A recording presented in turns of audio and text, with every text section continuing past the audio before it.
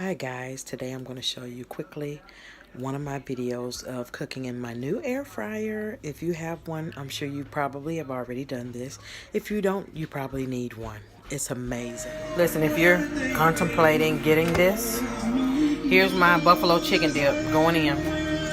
I'm going to set it for 20 minutes on 390 degrees because I'm greedy. If you were anticipating buying an air fryer, get it, because you will never have to use your oven again.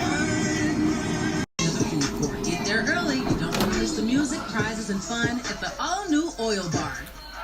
Shaving and waxing That's after about 2018. No one gets maybe 5 minutes. Julie, my skin. Look at that. Ooh. If y'all are debating, get one. You will not be disappointed. Here's my wings. I'm going to spray it with this. And then set it off, honey. That might have been too much. Let's see, I'm going to set it for 10 minutes. I always do 10 minutes, and it always be too much. But oh well. I have to learn this. Have to learn it.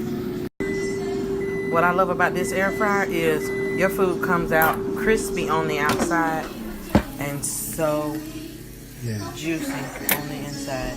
Like, you have to flip these over. I'm gonna flip them over and go for another 10 minutes. And then you can either eat them that way or dip them into some sauce, like buffalo sauce or something like that. This came out wonderful. The top is crunchy. Cheese, it's like fried cheese on top, which is amazing, and then the inside is so good. Yum.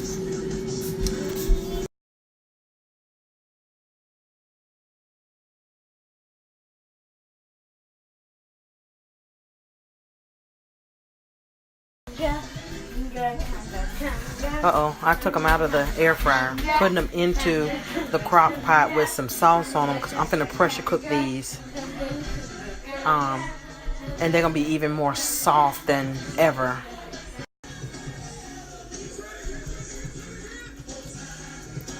This is